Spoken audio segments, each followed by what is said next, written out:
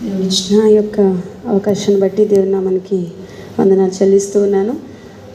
ఈ యొక్క మరి ఉపవాస కూడికల్లో మూడవసారి ఒక వాక్య సందేశాన్ని అందించడానికి మరి దేవుడు నాకు చూపిన కృపను బట్టి నిజంగా కృతజ్ఞతరాలని ఉన్నాను. ఎందుకంటే వాక్యం వచ్చని కాదు, తెలుసు అని కాదు. అసలు నేను చదువుకున్నది కూడా 10th చదివాను, కానీ అందరు నమ్మరు. నేను 10th క్లాస్ చదవడం కూడా చాలా ఇబ్బందికరంగా చదివా, అంటే బికాజ్ ఆఫ్ అవర్ మరి ఫైనాన్షియల్ స్టేటస్ వల్ల. కానీ దేవుని కృప, అద్భుతమైన కృప ఏంటంటే బైబిల్లో ఏది చదివినా చాలా జ్ఞాపకం ఉండేదన్నమాట నాకు. అదే దేవుడు, అందుకే దేవుడు ఇలాగా మరి అప్పుడప్పుడు నిలబెడుతూ ఉంటాడేమో అనిపిస్తుంది. అయినా దేవుని ఆయన ఉచితమైన కృప తప్ప ఏదీ లేదు. మరి అందరం నేర్చుకోవడానికి వచ్చాం. మరి చాలా విషయాలు మనం నేర్చుకుంటూ వస్తూ ఉన్నాం. మరి ఈ దినం మరి హెచ్కేల్ యొక్క ప్రవక్త గురించి, హెచ్కేల్ యొక్క గ్రంథం గురించి నేర్చుకోవడానికి దేవుడు అవకాశం ఇచ్చారు. అందుని బట్టి దేవునికి వందనాలు కలుగుగాక. ఏదేమైనా మరి ఎందుకు నేను లాస్ట్ వీకే చెప్పాలి, అప్పుడు హోషేయ గ్రంథం తీసుకున్నాను. ఎందుకు అనంటే చాలా అధ్యాయాలు ఉన్నాయి. మనం వాక్యాన్ని మనం చదివి దానికి క్షుణ్ణంగా మనం అర్థం చేసుకుంటేనే బోధించగలుగుతాం. మనకే తెలియనప్పుడు మనం చెప్పలేమని అందుకని నేను అది ఆ రోజు చెప్పడం జరిగింది. అయితే ఈ 48 అధ్యాయాలు చదవడానికి కూడా నాకు టైం సరిపోలేదు. ఎందుకంటే అది ఎంత చదివినా అంత కూడా మనకి జ్ఞాపకం ఉండదు ఏది చెప్పాలని. అయితే నేను ఏమనుకున్నానంటే, సరే ఇన్ని అధ్యాయాలు ఉన్నాయి కదా, ఒక్కొక్క అధ్యాయంలో దేవుడు ఎలా మాట్లాడాడో, ఏ విధంగా మాట్లాడాడో చెప్పేద్దాము, అయిపోతుంది అని అనుకున్నాను. ఎందుకోసం మరి ప్రార్థన చేస్తూ ఉంటే దేవుని తలంపు నాకు రావట్లేదు, నడిపింపు రావట్లేదు. ఏంటి ప్రభా ఏం చెప్పాలి, టైం ఏమో కొంతే ఉంది, మరి ఎలాగా ఏంటి అంటే నాకు అసలు అర్థం కావట్లేదు. నిన్నగాక ప్రార్థన చేశాను, ఎందుకు ప్రభా ఏది నువ్వు బయలుపరచట్లేదు, ఏం చెప్పాలి ఏంటి అని అడిగితే నాకు పదే నాకు 37 అధ్యాయం మీదే నా మనసు వెళ్ళిందనమాట. దేవుడు దాన్ని ఇలా, ఎందుకంటే దైవజనులు చెప్తారు కదా, ఆత్మ నన్ను అదే చెప్పమని ప్రేరేపించింది, ఇది కాదంటే నాకు కూడా ఆ ఎక్స్పీరియన్స్ అనిపించింది. నాకు ఆ అధ్యాయమే కనబడుతుంది, ఆ అధ్యాయం నుంచి మాట్లాడాలి అని దేవుడు నన్ను అంటే ప్రెస్ చేస్తున్నట్టుగా నాకు అనిపించింది అనమాట. సరే ప్రభా నీ చిత్తం, నువ్వు మాట్లాడించేవాడు అని చెప్పి నేనైతే ముందు అలా సెట్ అయ్యాను. షార్ట్అవుట్గా చెప్పేద్దాము. 48 అధ్యాయాలు, ఒక్కొక్క అధ్యాయంలో దేవుని యొక్క వర్ణం ఎలా ఉంది, ఏం చేశాడు, ఎలాగా హెచ్చరించబడ్డాడు, ఎలా ప్రకటించాడు అని. కానీ మరి ఆ దిశగా దేవుడైతే నన్ను నడిపించలేదు. ఎలాగో అన్న కొంచెం ఉపోద్ఘాతం చెప్పారు కాబట్టి మరి ఆ యొక్క వాక్యంలోకి వెళ్ళాలని ఆశపడుతున్నా. ఒకసారి అదే అధ్యాయాన్ని ఉపవాస ప్రార్థనలో ఇక్కడ మనం విన్నాం. మరి ఎంతమంది ఉన్నారో తెలియదు, కానీ చాలా అద్భుతంగా దేవుడు ఆ రోజు మాట్లాడాడు. నాకు ఇంకా గుర్తుంది. వాళ్ళందరూ అనుకుంటారు మన ఆశ విఫలమైపోయింది, మనం ఎండిపోయినాము, ఇంకా మనము మన వల్ల కాదు, మనం నాశనం అయిపోయామని. అంటే లేదు, దేవుడు మళ్ళా తిరిగి మిమ్మల్ని బాగు చేస్తాడు, రప్పిస్తాడు అని చెప్పి దేవుడు ఇశ్రాయేలు ప్రజల గురించి ఆ వాగ్దానం ఇచ్చాడు. కానీ అది మన జీవితాలు అన్వయించుకుంటే ఉన్నతంగా దేవుడు మరి మన జీవితాల్లో చేసే దేవుడు అయి ఉన్నాడు. ఈ హెచ్కేల్ యొక్క పుస్తకం ఎవరు రాశారని అంటే హెచ్కేల్ భక్తుడే రాశాడు.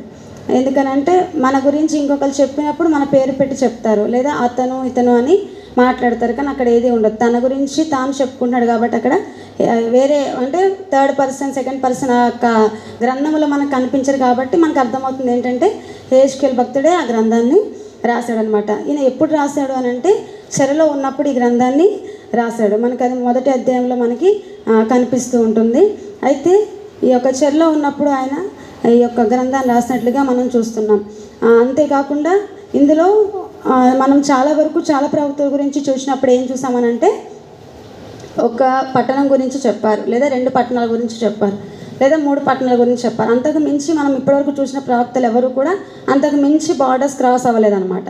దేవుడు ఎదోము గురించి చెప్పమన్నప్పుడు ఎదోము గురించే ఉపధ్యాయ గ్రంథంలో మనం చూసాం. అలాగా 2 గురించి అన్నప్పుడు జెఫన్యాలో యూదావారి గురించి కూడా ఉంది, ఇశ్రాయేలు ప్రజలు అలా ఉంది. కానీ ఇక్కడ చాలా జనాల గురించి దేవుడు హెచ్కేల్ గ్రంథంలో మాట్లాడాడు అనమాట. అంటే యూదావారు, యెరూషలేము వారి గురించే కాదు, ఇశ్రాయేలు గురించే కాదు, కానీ వేరే పట్టణాలు, అన్య దేశస్తుల గురించి కూడా వారి గతి ఏమవుతుంది, వారి అంతం ఎలా ఉంటుంది, వారు చేసిన క్రియలు ఏంటి అని వారికి దేవుడు చెప్పమన్నప్పుడు హెచ్కేల్ భక్తుడు చాలా వరకు చెప్పాడు. ఆ యొక్క మరి రాజ్యాలు కొన్ని నేను మీకు చెప్తాను. ఇశ్రాయేలు గురించి మాట్లాడాడు, యూదా గురించి మాట్లాడాడు, ఎదోము దేశం గురించి మాట్లాడాడు, అమ్మోనీయుల గురించి మాట్లాడాడు, తూరు సీదోను పట్టణాల గురించి దేవుడు మాట్లాడాడు, ఐగుప్తు యొక్క రాజ్యం కోసం మాట్లాడాడు, షెయీరు గురించి మాట్లాడాడు. ఇంకా చాలా ఉన్నాయి, కానీ నేను స్క్రిప్ట్ చేయలేకపోయాను.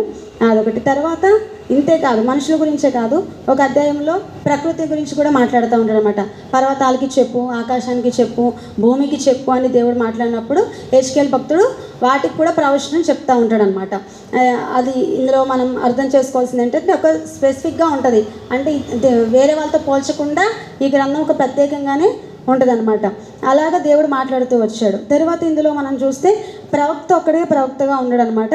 ఈయన ఒక యాజకుడుగా మనం చూస్తాం. మొదటి అధ్యాయంలో మనకు అది కనబడుతుంది. 3వ వచనం 4th లైన్లో ఏముంటుంది అని అంటే, బూజీ కుమారుడును యాజకుడునగు యెహెజ్కేలునకు ప్రత్యేక కదా. ఈయన ఒక యాజకుడు, ఒక ప్రవక్తే కాదు కానీ ఒక యాజకుడుగా ఉన్నాడు. యాజకుడుగానే కాకుండా ఒక కావలివాడిగా కూడా ఈ యొక్క గ్రంథంలో మనకు కనపడతాడు అనమాట. దేవుడు చెప్తాడు, నరపుత్రుడా నేను నిన్ను ఇశ్రాయేలు వారి మీద కావలి వానిగా నియమించాను అని చెప్పి దేవుడు ఆయనకు ఒక ప్రత్యేకమైన హోదా ఇస్తాడనమాట.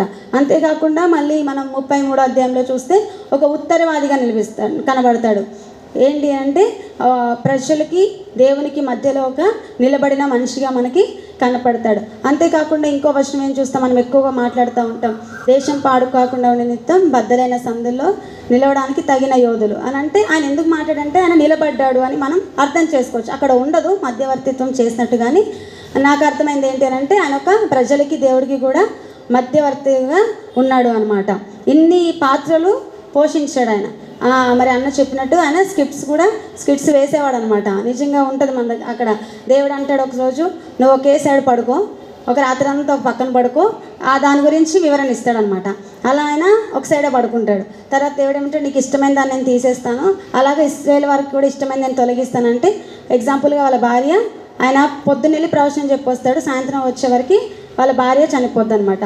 ఇలా చాలా దేవుడు ఒక ఎగ్జాంపుల్గానే ఆయన లైఫ్ని లైక్ హోషియా లాగా, అంటే అంతవరకు ఉండదు కానీ అలా దేవుడు ఈయనే ఒక ఉదాహరణగా, ఈయనే ఒక ఇంపాక్ట్ పడాలి.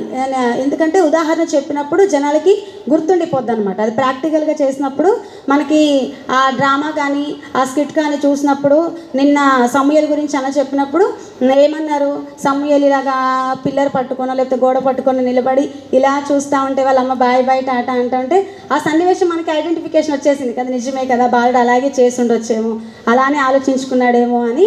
అంటే అలా అయ్యి కొన్ని దేవుడు చూపించమన్నాడు, ప్రజలకి చూపించమన్నప్పుడు హెజ్కేల్ భక్తుడు తన యొక్క మరి గ్రంథంలో వాటిని చేసి చూపించి ఇశ్రాయేలు ప్రజలకి ఇలా జరగబోతుంది, ఇలా అవ్వబోతుంది, పట్టణంలో ఇలా కలగబోతుంది అని చెప్పి వాళ్ళకి చెప్పడమే కాకుండా ప్రాక్టికల్గా వాళ్ళకి చేసి చూపించిన ఒక ప్రత్యేకత మరి హెజ్కేల్ యొక్క ప్రవక్తలో మనం చూడవచ్చు అనమాట. ఇందులో ఏమేమి రాశాడు అని అంటే ఇశ్రాయేలు యొక్క సమకూర్పు గురించి దేవుడు మాట్లాడాడు. 37వ అధ్యాయంలో మనం చూస్తాం కదా, ఈ 2 రాజ్యాలుగా ఉండవు, ఒక రాజ్యంగా నేను చేస్తా, ఏకజనంగా చేస్తా, మళ్ళా పరిపాలన చేస్తా, దేవుడే వారికి రాజుగా ఉండి మరి వారిని ఏకజనంగా చేసి ఆయనే సింహాసనం మీద అధిపతి ఉండి వారిని ఏళ్తానని దేవుడు చెప్తూ వచ్చాడు. తర్వాత అనేకమైన దర్శనాలు చూపించాడు దేవుడు. చాలా ప్రవక్తల్లో దర్శనాలు తక్కువ ఉన్నాయి, మనం చెప్పుకున్న ప్రవచనాలు మాత్రమే ఎక్కువగా ఉంటాయి. ఇందులో చాలా దర్శనాలు హెజ్కేల్ భక్తుడు చూస్తాడనమాట. దేని గురించి అంటే దేవుని యొక్క సింహాసనం గురించి దర్శనం చూస్తాడు. అక్కడ ఏం జరుగుతుంది, కెరేబుల యొక్క పని ఏంటి, అక్కడ సెరేబులు ఏం పని చేస్తున్నారు, 4 జీవుల పనులు ఏంటి, వాళ్ళు ఎలా స్తుతిస్తున్నారు, దేవుడు అసలు ఎంత మహాత్యం కలిగిన వాడు, ఆయన ప్రభావం ఏంటి అనేది ఆయన చూస్తూ ఉంటాడు. తర్వాత 12 గుమ్మల పట్టణం కోసం కూడా దర్శనం చూస్తూ ఉంటాడు. ఆ పట్టణం యొక్క ఔన్నత్యం ఎలా ఉంటుందో, మహాత్యం ఎలా ఉంటుందో దాని గురించి వర్ణిస్తూ కూడా తను గ్రంథంలో రాశాడు. మళ్ళీ తర్వాత ఈ భూమి మీద దేవుడు మరి లాస్ట్లో ఏంటి ఇశ్రాయేల్ ప్రజల్ని దేవుడు సమకూర్చినప్పుడు, వారి పక్షంగా యుద్ధం చేసినప్పుడు, మళ్ళీ రాజ్యం స్థిరపరచబడినప్పుడు వాళ్ళు ఏం చేస్తారు అని అంటే ఒక మందిరం నిర్మాణం చేసుకుంటారు కదా. ఇప్పుడు అది లేదు, కానీ మందిరం వాళ్ళు పెట్టుకున్నప్పుడు అందులో జరగాల్సిన కార్యాలు ఏంటి, మళ్ళా ధర్మశాస్త్రంలో ఎలా అయితే వాళ్ళు బలులు అర్పించారో, యాజకుడు ఉన్నాడో, వాళ్ళు ఏమేమి చేయాలి, అక్కడ ఏమేమి ఉపకరణలు పెట్టాలి, మొత్తం ఆ యొక్క ఆలయంలో జరిగే ప్రతి పని కూడా మళ్ళీ ఇందులో దేవుడు చూపిస్తాడని చెప్తాడనమాట. ఇలా ఉంటుంది అని చెప్పేసి ఆ విషయం కూడా, ఆ మందిరం నిర్మాణం గురించి, దానిలో జరిగే పనుల గురించి, జరగవలసిన పద్ధతుల గురించి కూడా దేవుడు హెజ్కేల్ భక్తుడి ద్వారా మాట్లాడి ఉంటాడు అనమాట.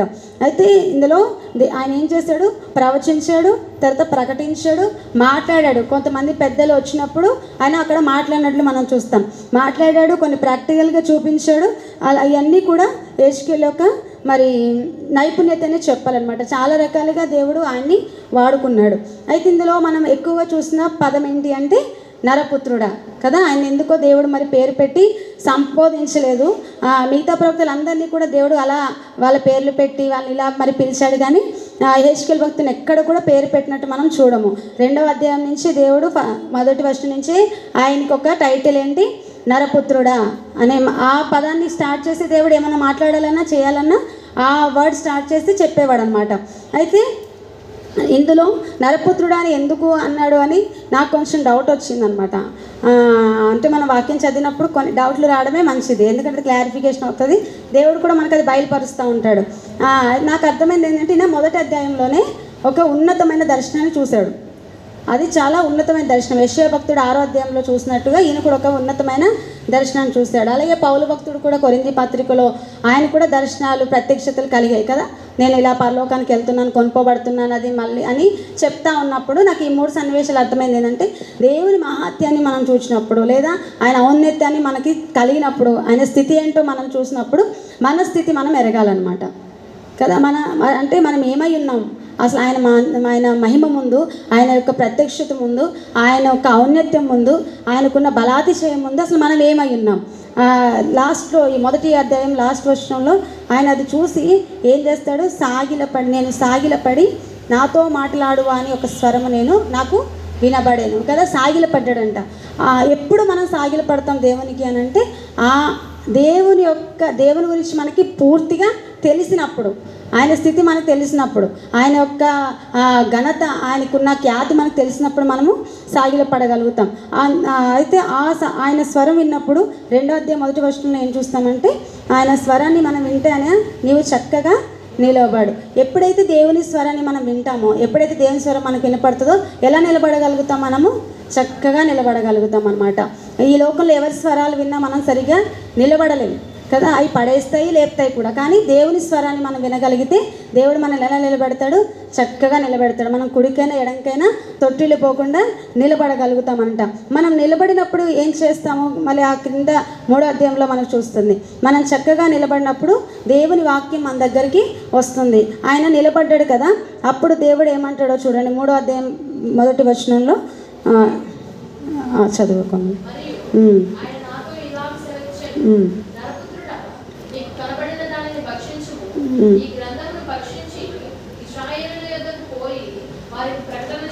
చాలు. ఏముంది ఇక్కడ, మనం చక్కగా నిలబడినప్పుడు దేవుని వాక్యం మన దగ్గరికి వస్తుంది అనమాట.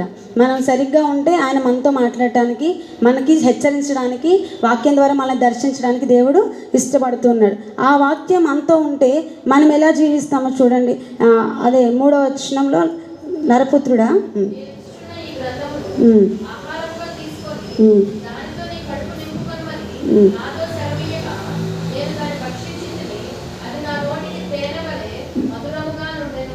ఏం చదివాడు, ఏం తిన్నాడినా, ఆహారం తినలేదు. ఏం తిన్నాడు, వాక్యం తిన్నాడు. అంటే వాక్యాన్ని మనం ఆత్మీయంగా అది మనకి ఆహారం అయింది కాబట్టి ఆ వాక్యాన్ని తిన్నప్పుడు అంటే అది ఆయనకి మధురంగా ఉంది, దాంతో తన కడుపును నింపుకున్నాడు.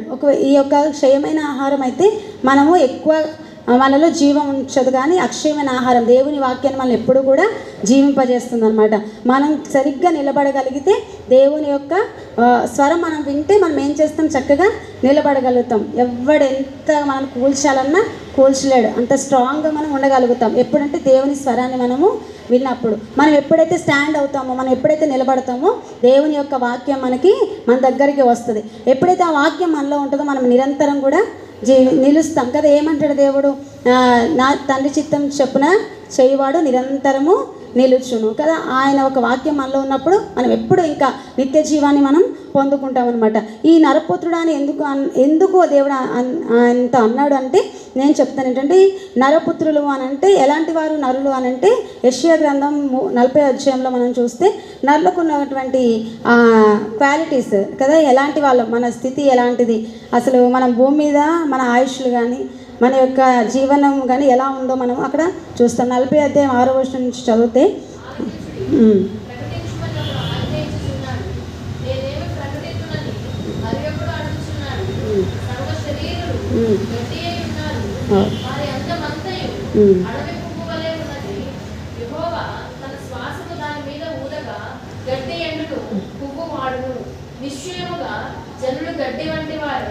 గడ్డి ఎండిపోవును, దాని పువ్వు వాడిపోవును, మన దేవుని వాక్యము నిత్యము నిలుచును. సరే, ఇక్కడ చూసాం కదా ఇందాక, ఆహారం మనం తీసుకుంటే నిత్యం నిలుస్తాం. ఇక్కడ ఉంది కదా దేవుని వాక్యము నిత్యం నిలుస్తుంది. కానీ నరపుత్రులు ఎలాంటి వాళ్ళై ఉన్నారు? గడ్డిని పోలిన వాళ్ళు ఉన్నారు, అడవి పువ్వులే ఉన్నారు కదా. ఎంటారు, అంతలోనే ఉంటారు, అంతలోనే వాడిపోయే పువ్వును పోలి ఉన్నవారుగా ఉన్నారు. అయితే మనము జ్ఞాపకం చేసుకోవాలన్నమాట. దేవుడు నరపుత్రుని జ్ఞాపకం చేసుకోవడానికి వాడు ఏ పాటి వాడు అని కీర్తనలో 8వ అధ్యాయంలో మనం చూస్తూ ఉంటాం. అయితే ఎప్పుడు మనకు ఆ స్థితి తెలుస్తుంది యెహెజ్కేలు భక్తుడికి అని అంటే, దేవుని దర్శనాన్ని పొందుకున్నప్పుడు తెలిసిందనమాట. ఇక్కడ ఏం చేయాలంటే, ఈయనకి అనుగ్రహింపబడిన ప్రత్యక్షతలు, అనుగ్రహింపబడిన దర్శనాలు, లేదా ఈయనకి కలిగినటువంటి ప్రవచనాలు చాలా ఏమంటే విస్తారంగా ఉన్నాయి, ఎక్కువగా ఉన్నాయి కదా. దాన్ని బట్టి దేవుడు హెచ్చిపోకుండా అయ్యో నేనే ఇన్ని చూడగలిగా, నేను చేయగలిగా, నేను చెప్పుకోకుండా దేవుడు తన స్థితిని తనకి జ్ఞాపకం చేశాడనమాట. నరపుత్రుడు అంటే నువ్వు ఎలాంటి వాడో తెలుసా? గడ్డి పువ్వు వంటి వాడు, నీటి మీద బుడగ వంటి వారు. మా ఆయుష్కాలాలు ఎంత? 70 సంవత్సరాలు, అధిక కాలం ఉండదు కదా. నువ్వు నా యొక్క పరిమాణాన్ని బెత్తడంత చేసావు అంటాడు కదా. ఇంతే కదా, గాలి వీచుగా ఎగిరిపోతాం. మనం ఎప్పుడు జ్ఞాపకం ఉంచుకోవాలన్నమాట. మనకు కలిగిన ఆత్మీయత పరిపక్వతే కానీ, శారీరకమైన డెవలప్మెంటే కానీ దేవునితో ఎప్పుడు కూడా మనం టాలీ చేసుకోకూడదు. మనం ఎప్పుడు ఆయన దగ్గర సాగిలి పడాల్సిందే, మన స్థితి మనం ఎరగాల్సిందే కదా. తప్పకుండా దేవుడు ఆ మహిమ ఆయనకే కలగాలి. మనకున్న ఏ స్టేటస్ని బట్టి కానీ, లేదా కొంతమందిలో ఉంటుంది అనమాట ఆ యొక్క ఏమంటారు గర్వం. ఎలా అంటే, అయ్యో మేము ప్రార్థన చేస్తాం, మా వల్ల అవుతుంది, ఇలాంటి లేదు అని అంటే మేము పాటలు బాగా పాడతాం, దేవుడి కోసం వాక్య జ్ఞానం ఉంది, ఆ జ్ఞానం ఉంది, ఇలా ఉన్నాం. కానీ దేవుడు యెహెజ్కేలు భక్తుడికే చెప్పాడు కదా, ఎంత జ్ఞానం ఉన్నా ఎంతున్నా మనం నరపుత్రులం అని ఎప్పుడు మనము మర్చిపోకూడదు. జ్ఞాపకం చేసుకుంటూనే ఉండాలి. ప్రభా ఎలాంటి వారం, మా ఆయుష్కాలాలు ఏపాటివి, నీ మహిమ ముందు, నీ యొక్క జ్ఞానం ముందు, లేదా నువ్వు సృష్టించిన ఈ సృష్టి ముందు మా జీవితం చాలా అల్పమైంది, స్వల్పమైందని ఎప్పటికప్పుడే మనం తగ్గించుకుంటూ దేవుని సన్నిధిలో మనం నరపుత్రులమని జ్ఞాపకం చేసుకుంటానంట. మనకు కలిగిన వేటిని బట్టి కూడా అతిశయించడానికి వీల్లేదు. మనకి ఏది కలిగి ఉన్నా అది దేవుడిచ్చింది, దేవుడి మహిమ కోసం మాత్రమే ఉపయోగించడానికే దేవుడు ఇచ్చాడు, అంతే. దేవుడు వాడుకోవాలనుకున్నాడు కాబట్టి నీకో స్థితిని ఇచ్చాడు, నీకో స్థలాంతని ఇచ్చాడు, నీకో ఒక నియమాన్ని పెట్టాడు. దాని ప్రకారం దేవునికి మహిమ కలగాలి, నువ్వు దీవించబడాలి, అంతవరకు. కానీ దేని గురించి కూడా మనము హెచ్చించుకోవడానికి లేదా మనము హెచ్చించుకోవడానికి వీల్లేదు కదా. కొరింథీ పత్రికలు కూడా పౌలు భక్తుడు మరీ ఏమంటాడంటే అక్కడ, నేను మరీ హెచ్చిపోకుండా నిమిత్తము దేవుడి ముళ్ళు నాకు పెట్టాడు అంటాడు. అంత భక్తుడే ఆయన మాట పలకగా మనం కూడా ఎలా ఉండాలి అని అంటే, మనకి ఏ ఒక్క తలాంతులున్నా, ఏ కృపావరాలు ఉన్నా కానీ ప్రభువా అవి కేవలం నీవిచ్చింది, నీ మహిమ కోసం మేము వాడాలి, అంతే, మళ్ళీ ఏమీ లేదయ్యా అని మనం ఎప్పుడైతే తగ్గించుకుంటామో, ఎప్పుడైతే మనం దీన స్థితులు కలిగి దీన మనస్కులై ఉంటామో, దేవుడు గణపరచబడతాడు మన జీవితాల ద్వారా.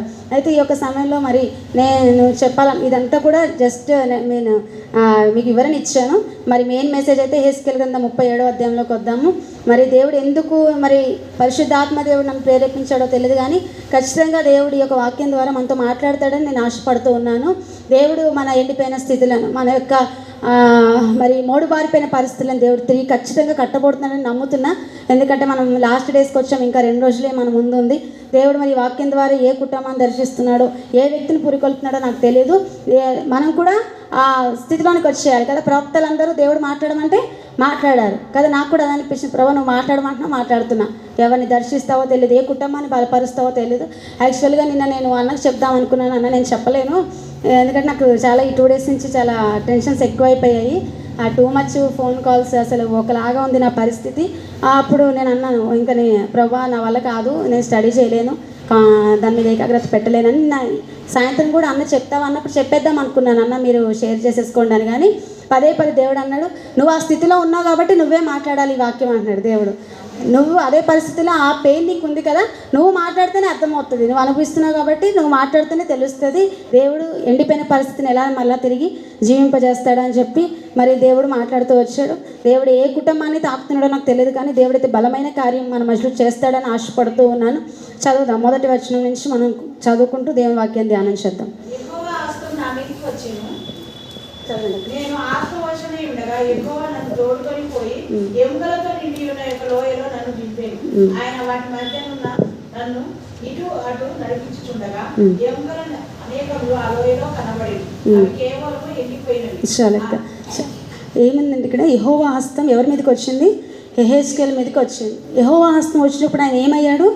ఆత్మవశుడై ఉన్నాడు. మనం కూడా ఆశతో అడగాలి. ఈ 21 దినాలు దేవుని సన్నిధికి వచ్చాం కదా, ఆయన హస్తం మనకి కావాలని అడుగుదాం కదా. మనం ఆత్మవశులం కావాలంటే మనం కూడా హెచ్కేలాగా దర్శనాలు చూడాలి అంటే, ప్రవచనాలు చెప్పాలి అంటే, ఒక మరి ఎండిపోయినటువంటి నిర్జీవమైనటువంటి ఆ యొక్క లోయలో దేవుని కార్యాలు మనం కూడా మన కుటుంబాల్లో కానీ మన పరిచర్యలో కానీ చూడాలంటే దేవుని హస్తం మనల్ని తాకాలి ఖచ్చితంగా. ఆ హస్తం మన మీద ఉంటే మనం కూడా ఆత్మవశులమై దేవుడు చేసే కార్యాలు ముందుగానే మనము చూడగలుగుతాం కదా. ఏమైంది అని అంటే, ఆయన ఒక ఎండిపోయిన నెముకలతో నిండి ఉన్న ఒక లోయలోనికి ఆయన్ని తీసుకొని వెళ్ళాడు.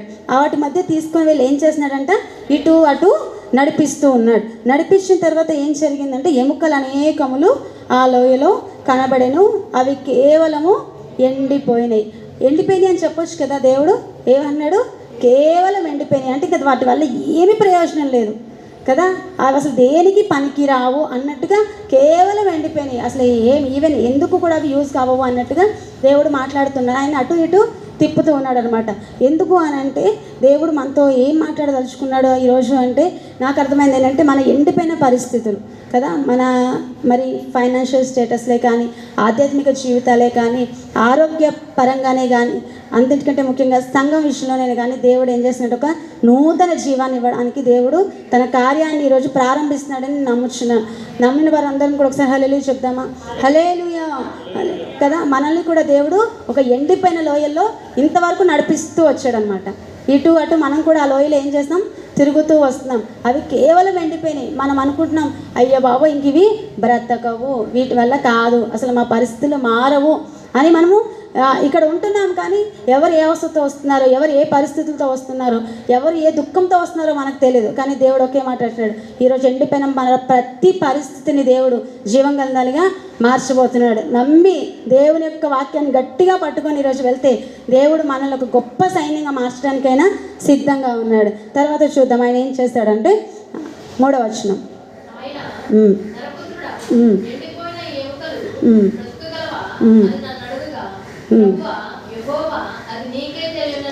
ఇక్కడ ఒక విచిత్రమైన క్వశ్చన్ మనకు వినపడుతుంది కదా. ఎవరిని అడగాలి అసలు ప్రశ్న? ఎవరు తీసుకెళ్లారు లోయల్లోకి? దేవుడు తీసుకెళ్ళాడు కదా. దేవుడు యెహెజ్కేలు తీసుకెళ్ళిన దేవుడు కాబట్టి కదా, యెహెజ్కేలు చూశాడు కాబట్టి మనం కరెక్ట్గా ఒకవేళ దేవుడు మనలో ఒక దగ్గర తీసుకెళ్ళాడు, వెళ్ళాము, అక్కడ అంతా మనకు ఆపోజిట్ వర్షన్ కనపడుతుంది. ఎందుకు ప్రభు వెళ్ళమన్నా, నువ్వు ఇక్కడ ఏం చేయాలని మనం దేవుడిని అడగాలి. కానీ దేవుడు ఇక్కడ యెహెజ్కేలుని అడిగాడు, ఏమని? నరపుత్రుడా, ఇవి బ్రతకగలుగుతాయా అని అడిగాడు. అయితే మన జీవితాల్లో కూడా కొన్నిసార్లు మీకు అదే క్వశ్చన్స్ వినబడతా ఉంటాయి కదా. మనకు ఎదురైన ప్రశ్నలు, మనకి ఎదురవుతున్నటువంటి పరిస్థితుల్లో వెళ్తూ ఉంటే, చల్లగా కూర్చున్నప్పుడు లేకపోతే ప్రతికూలమైన పరిస్థితిలో ఉన్నప్పుడు ఏమంటారు, పుండు మీద కారం జల్లినట్టుగా అసలే ఉన్నది ఎముకల లోయలో కదా. అసలు ఎండిపోయి అసలు ఎందుకు పనికిరానట్టుగా ఉంటే ఈ బ్రతుకుతాయా అని అంటే అది ఎలాగుందనంటే, ఒక లోకానుసారంగా మనం ఆలోచిస్తే ఏదో ఎటకారంగా కొంతమంది మాట్లాడతారు చూడండి, అలా ఉంటుంది. కానీ దేవుడు జీవంగల దేవుడు ఏమైనా చేయగలడు. అప్పుడు యెహెజ్కేలు భక్తుడు ఇచ్చిన ఆన్సర్ మాత్రం నాకు చాలా బాగా నచ్చింది. ఏమన్నాడు? ప్రభువా, అది నీకే తెలుసు, మా పరిస్థితులు మాకు తెలియదయ్యా కదా. మా యొక్క జీవితాల్లో ఈ పరిస్థితి మారుతుందో మారదో మాకు తెలియదు. మన భవిష్యత్తు మనం ఎరగం.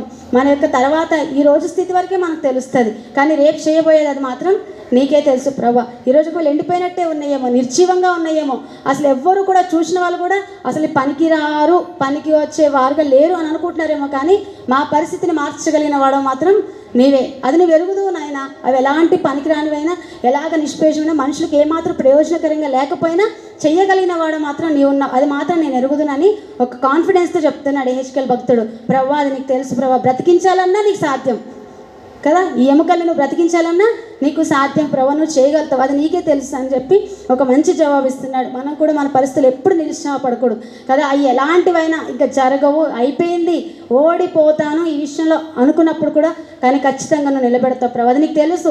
ఒక నేను జయం పొందాలి అనుకుంటే, నేను ఈ పరిస్థితి నుంచి బయటికి రావాలి అనుకుంటే ఖచ్చితంగా నువ్వు మాత్రం చేస్తావని ఒక దృఢమైన విశ్వాసంతో మనం పలకలిగితే దేవుడు చేయగలిగిన దేవుడుగా ఉన్నాడు. వెంటనే దేవుడు ఆన్సర్ ఇచ్చాడు. చూడండి 4వ వచనంలో మనం చూస్తాం.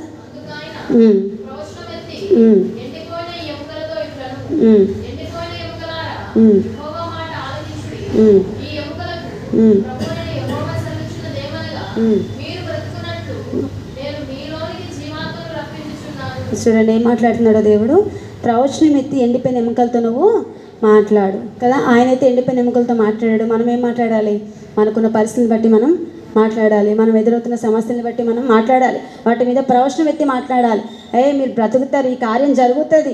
ఎంతమంది వ్యతిరేకంగా అన్నా, ఎంతమంది అయ్యో జరగదు అని అనుకున్నా కానీ దేవుడు మనతో చెప్తున్న మాట నువ్వు మాట్లాడు. నువ్వు నోరు తెరిస్తే, నువ్వు మాట్లాడగలిగితే దేవుడు ఆ ఎండిపోయిన ప్రతి పరిస్థితిని కూడా చిగురింపజేస్తాడు. ఆ మూడిపోయిన ప్రతి పరిస్థితిని కూడా ఆయన తిరిగి జీవింపజేయగలిగిన శక్తిమంతుడు అనమాట. ఆయన మాట్లాడగానే దేవుడు మాట్లాడమని యెహెజ్కేలుతో చెప్పినప్పుడు యెహెజ్కేలు ఆ ఎండిపోయిన ఎముకలతో మాట్లాడుతున్నాడు. ఎండిపోయిన ఎముకలారా యెహోవా మాట ఆలకించుడి. ఎముకలు దేవుడి మాట వింటాయా? అందులో ఏమీ లేవు కదా. అందులో ఏమీ లేవు. కేవలం ఎండిపోయిందని అంటే దేవుడు మాట్లాడుతున్నాడు ఏంటి? ఎండిపోయిన ఎముకలారా యెహోవా మాట ఆలకించుడి. మనం మాట్లాడగలిగితే వినని వాళ్ళు కూడా వింటారు కదా. ఆలకించని వాళ్ళు కూడా ఆలకిస్తారు. అయ్యో వాళ్ళు మోటోలు ప్రభావం మొండోలు కట్టినోరు, అయ్యో మా పరిస్థితులు అసలు మారు అనుకున్నాయి కూడా దేవుడు మాట్లాడమని చెప్పినప్పుడు మనం కానీ మాట్లాడగలిగితే ఖచ్చితంగా అవి చెవులు పెట్టుకొని మరీ వింటాయి. మాట్లాడేది ఎవరు? మనం కాదు, జీవం కలిగిన దేవుడు మనలో ఉండి పలికిస్తున్నాడు కాబట్టి ఆ ప్రతి పరిస్థితి మన మాట ఖచ్చితంగా వింటదనమాట. విన్న యొక్క ఎముకలు ఏం చేసారు చూద్దామా? 6వ వచనం చూద్దాం.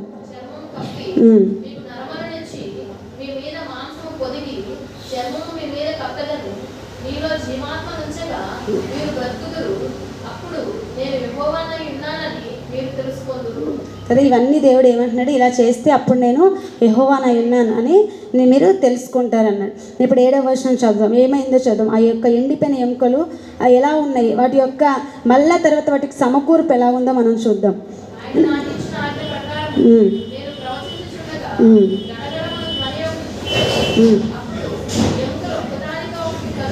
కదా మనం ఆజ్ఞాపిస్తే, మనం ప్రవచిస్తే అంట ఏమి వచ్చింది? గడగడ మనొక ధ్వని పుట్టాను. అప్పటిదాకా చాలా సైలెంట్గా ఉన్నాయి అవి కదా. అందులో ఏమి జీవం లేదు కదా.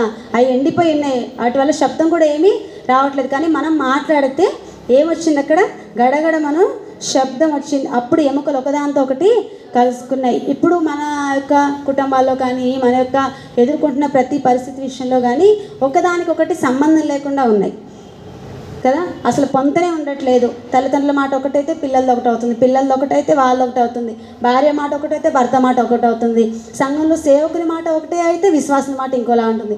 కానీ దేవుడు ఏమంటున్నాడు? ఒక్కదానికొకటి కలుసుకునేలాగా చేస్తాడంట. దేవుడు ఒక ఐక్యతను మనలో ఇవ్వబోతూ ఉన్నాడు అనమాట. ఇప్పటిదాకా చెల్లాచెదరైపోయినాయి, అవి ఎటు పడితే అటు ఉన్నాయి. కానీ దేవుడు ఒక శబ్దాన్ని పుట్టించి, తన వాక్కును పంపించి మళ్ళా విడిపోయిన మన ప్రతి పరిస్థితిని దేవుడు ఏం చేస్తున్నాడు? ఐక్యపరుస్తూ వస్తున్నాడు, కలుపుతూ వస్తూ ఉన్నాడు.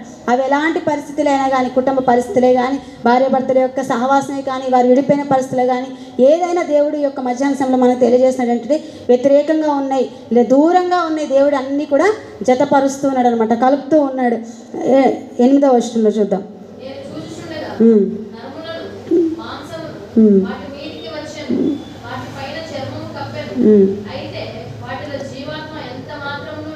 కదా ఇవన్నీ వచ్చాయి. వాటికి దేవుడు మాట్లాడమన్నాడు, మనం మాట్లాడడం, పరిస్థితులన్నీ కూడా చర్మం వచ్చింది, మాంసం పొదిగింది, ఇవన్నీ వచ్చాయి. కానీ అందులో ఏమి లేదు? జీవాత్మ లేదు. ఇక్కడ మనం చూడాల్సింది ఏంటంటే, మనం శారీరకంగా లేదా ఫైనాన్షియల్గా బాగానే ఉన్నాం, ఎకనామికల్గా బాగానే ఉన్నాం, చదువు పరంగా బాగానే ఉన్నాం, కానీ మనలో ఏం లేదు?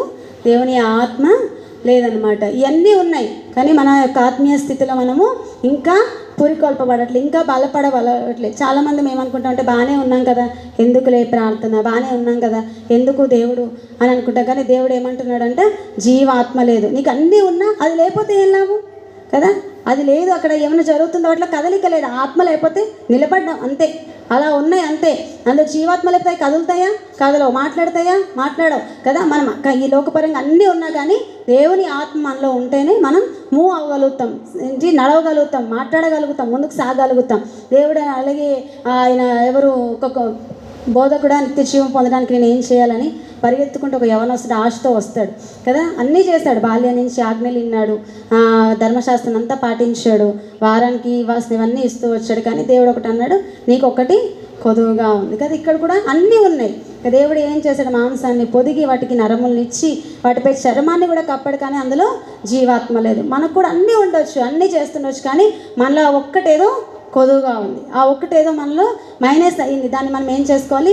రికవర్ చేసుకోవాలి, జ్ఞాపకం చేసుకోవాలి. ప్రభా ఒక్కటేంటి, ఆయనైతే మిగులు ఆస్తిపరుడు కాబట్టి చిన్న గుచ్చుకొని వెళ్ళిపోయాడు, కానీ ఈ లోకంలో ఆస్తులు పరలోక రాజ్యానికి చేర్చలేవని ఆయన చూసుకోలేదు, గ్రహించుకోలేకపోయాడు యవనస్తుడు. కానీ దేవుడు మాట్లాడుతున్న మాట ఏంటంటే, మనకి అన్ని విషయాల్లో మనం ఒక ఔన్నత్యంగా ఉన్న, ఒక మంచి సంపన్న స్థితిలో ఉన్న, కొదువ లేకుండా ఉన్న, లోకపరంగా ఫిజికలీగా మరి ఆరోగ్యపరంగా అన్నీ బాగానే ఉన్న, మనలో ఒకటి కొదువుగా ఉంది. ఆ ఒక్కదాన్ని మనం ఈరోజు పొందుకొని వెళ్దాం. దేవుడు ఏదో ఏ విషయంలో కొద్దిగా ఒక ఆత్మవరాలు పొందుకోలేకపోతున్నామేమో, కృపావరాలు పొందుకోలేకపోతున్నామేమో, వాక్యంలో ఎదగలేకపోతున్నామేమో, ఆ ఒక్క జీవాత్మను మనం కలిగి చేత పట్టుకొని ఈరోజు ఇక్కడి నుంచి మనం వెళ్ళాలని దేవుడు ఆశపడుతున్నాడు. అప్పుడు మరలా దేవుడు మాట్లాడమంటున్నాడు, జీవాత్మ వచ్చినట్లుగా ప్రవచించు అని కదా. ఆయన ప్రవచించినప్పుడు, ఆయన ఊపిని వాటి విడిచినప్పుడు, దేవుడు ప్రవచించినప్పుడు అవి ఏమని అంటే, సజీవులే లేచి లెక్కింప సఖ్యము కానీ మహాసైన్యమై నిలిచాయి అనమాట కదా. ఇప్పటివరకు అవి ఎండిపోయినాయి, అవి మోడు పారిపోయినాయి,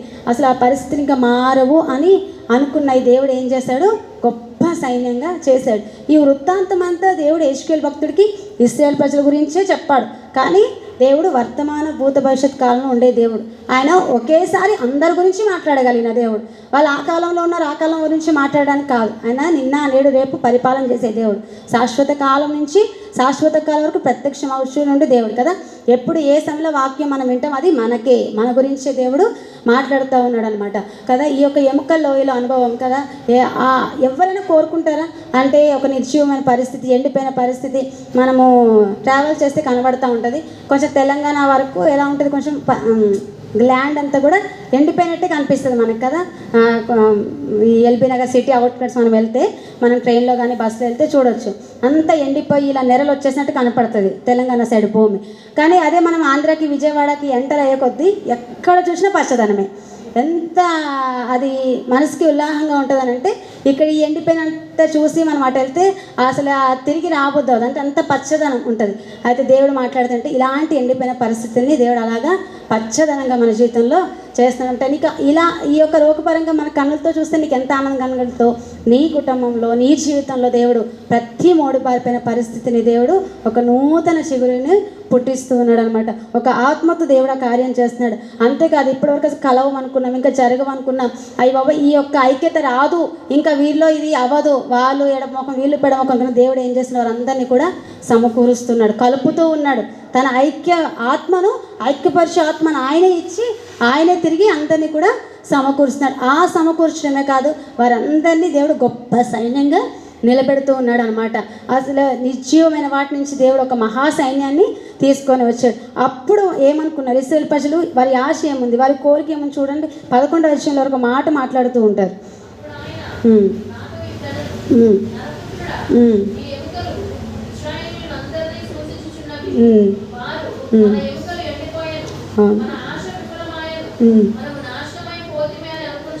చాలా ఏమనుకుంటున్నారు వాళ్ళు? 3 విషయాలు మాట్లాడారు దేవుడు. మన ఎముకలు ఎండిపోయాయి, మన ఆశ విఫలం అయిపోయింది, మనము నాశనం అయిపోయాం. కానీ దేవుడు అంటున్నారు, మీరు ఎండిపోలేదు, మీరు నాశనం అయిపోలేదు కదా, మీ ఆశలు విఫలం కాలే. దేవుడు మాట్లాడుతున్నాడు చూడండి. సామెతల గ్రంథం 23వ అధ్యాయం 18వ వచనంలో దేవుడు ఒక మంచి మాట మాట్లాడుతున్నాడు. మన నిరాశ బ్రతుకుల్లో, నిరీక్షణ కోల్పోయిన మన జీవితాల్లో దేవుడు ఒక మంచి హెచ్చరిక, మంచి యొక్క పుష్టినిచ్చే మాట మాట్లాడుతున్నాడు. చూద్దామా?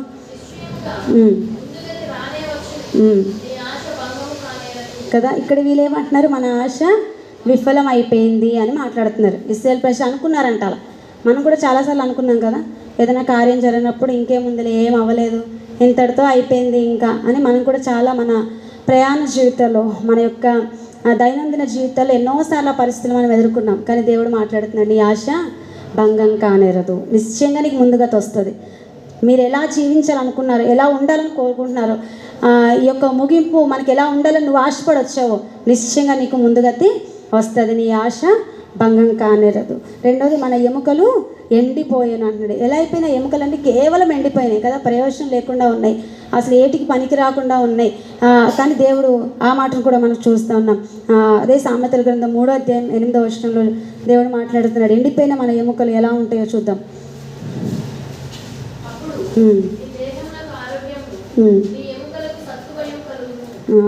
ఏం కలుగుతుంటే మన ఎముకలకి సత్తువ. ఎండిపోయిన మన ఎముకలకి దేవుడు ఏమిస్తాడు? సత్తువని ఇస్తాడు. అంటే బలం ఇస్తాడు అనమాట, ధైర్యం ఇస్తాడు అనమాట. మన ఎముకలు మళ్ళీ లేచి నిలబడినట్టు సామర్థ్యాన్ని దేవుడు కలిగిస్తానంటున్నాడు. ఇంకో మాట ఏం మాట్లాడారు? మనము నాశనం అయిపోయాము, ఇంకా మనము బ్రతకము, మన వల్ల కాదు అనే మాట.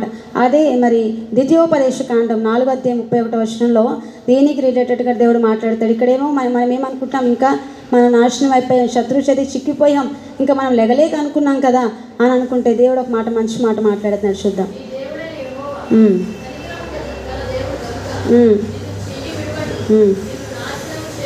ఏమంటాడు? ఆయన నిన్ను నాశనం చేసే దేవుడు కాదంట. మనం అనుకుంటున్నాం మనం అయిపోయాం, ఇంకా మన పని అయిపోయింది, మన వల్ల కావట్లేదు మనం అనుకుంటున్నాం. కానీ దేవుని ప్రణాళిక ఏముంది? నిన్ను నాశనం చేసే దేవుడు కాదు. నీ ఎముకలు అన్నీ కూడా ఎండిపోయినాయి, కానీ నీ ఎముకలకి సత్తువను కలిగించేది దేవుడు కదా. మన ఆశలు విఫలమైపోయాయి, మన కోరికలు ఇంకా నెరవేర్చబడవు, అయిపోయింది. మన స్థితికి సామర్థ్యానికి తగిన జరగాల్సిన అన్నీ కూడా వ్యతిరేకత జరిగిపోయాయి. ఇంకా ఏ ఆశ మాలో లేదనుకున్నా కానీ దేవుడు మాట్లాడుతున్నాడు, నీ ఆశ భంగం కాలేదు. ఏ ఆశతో వచ్చావో, ఏ కోరికతో వచ్చావో కదా. మనుషులు ఒకవేళ చెప్పుకుంటే ఎలా అంటారో, అసహించుకుంటారో, అపహాలం చేస్తారేమో, అయ్యో ఈ మాట అంటుందేంటి, మేము జరుగుతుందా ఈ కుటుంబంలో అనుకుని మనం వచ్చి ఉండొచ్చు కదా. కానీ దేవుడు మాట్లాడుతున్నాడు, అవి ఖచ్చితంగా జరుగుతాయి, ఖచ్చితంగా నేను మీ మధ్యలో చేస్తాను. ఏ మాత్రం సందేహించొద్దు, ఏ మాత్రం కృంగుదలు రానియొద్దు, ఏ మాత్రం కూడా నీవు ఎండిపోయిన పరిస్థితులు ఇక ఉండవు. నేను నీకు ఒక నూతన చిగురు నేను పుట్టిస్తూ ఉన్నా. ఒక నూతనమైన కోణంలోనికి దేవుడు మనల్ని నడిపించడానికి ఇష్టపడుతూ ఉన్నాడు. నేను మొదటి నుంచి కూడా ప్రార్థన చేస్తాను కదా, ఈ ఉపవాస ప్రార్థనలు ముందు వెనక, బిఫోర్ ఆఫ్టర్ అన్నట్టుగానే మన జీవితంలో దేవుడు కార్యం చేస్తాడు. దేవుడు ఖచ్చితంగా మన ఎండిపోయిన ప్రతి పరిస్థితిని కూడా, మోడుపారిపోయిన మన ప్రతి పరిస్థితిని కూడా, ఇంకా ఎందుకు పనికిరారు వీళ్ళు అనుకున్నానో వారి దగ్గరే దేవుడు ఏం చేస్తాడు? మన గొప్ప సైన్యంగా నిలబెడతాడు. మన బలం ఆయనే కదా, మన శక్తి ఆయనే, మన సామర్థ్యం ఆయనే, మన వల్ల ఏమీ కాదు. జనాలు అనుకున్న జనాలు ఏంటి, మనమే అనుకున్నాం కదా. ఇశ్రాయేలు వారు తమ గురించి తామే అనుకున్నారు ఆ మాటలన్నీ కూడా. అయ్యో మనం ఎండిపోయాము, మన ఆశలు ఇంకా విఫలమైపోయాయి, మనం నాశనం అయిపోతున్నామని వాళ్ళు అనుకున్నారు. కానీ దేవుడు మాట్లాడుతున్నాడు ఏంటి? ఆయన నిన్ను నాశనం చేయడు. ఆయన నాశనం చేయడానికి మనల్ని పిలవలేదు కదా, మన ఆశలు భంగం చేయడానికి ఆయన పిలవలేదు. నీ కోరికను సిద్ధింపజేసి నీ ఆలోచన యావత్తును కూడా సఫలం చేయడానికి ఆయన పిలిచాడు మనల్ని కదా. ఏ ఉద్దేశంతో దేవుడు మనల్ని పిలిచాడు? మన యొక్క ఆధ్యాత్మిక జీవితమే కానీ, ఆర్థిక పరిస్థితులే కానీ, లేదా కుటుంబ పరిస్థితులే కానీ, సంఘ పరిస్థితులే కానీ, ఏవైనా కానీ నిర్జీవం అయిపోయిన ప్రతి ఒక్క పరిస్థితిని దేవుడు కూడా జీవం గలదానిగా మార్చిపోతున్నాడు. దేవుడు ఈ మాటలు మనతో మాట్లాడాడు. అది దేవుడు ఖచ్చితంగా నాతో మాట్లాడు. మా ప్రతి ఒక్క ఎండిపోయిన పరిస్థితిని దేవుడు గొప్ప సైనిగా మారుస్తూ నేను నమ్ముతున్నాను. విన్న మనందరం నమ్ముదాం. దేవుడి వాక్య ప్రకారంగా మనల్ని, మన సంఘాన్ని దేవుడు నడిపించునుగాక. ఆమేన్.